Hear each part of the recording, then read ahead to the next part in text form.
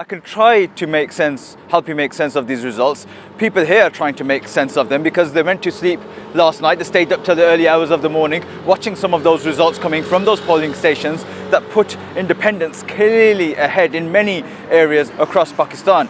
They went to bed, they woke up to find, in some cases, a set of very different results. In one case, the Pakistan Muslim League put it up on its official Twitter account, a form from one of those polling stations here in Lahore, and the number of valid votes, excluding the invalid votes, is higher than the total number of votes cast, which makes no sense whatsoever. Now, people are asking what's happened, what's changed in a number of hours, and is there actual vote rigging going on? And those are the questions that people here are asking.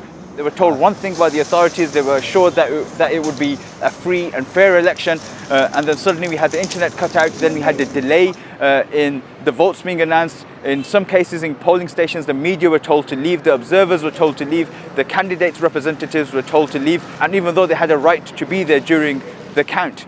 And that's why there's a massive question mark currently over these elections.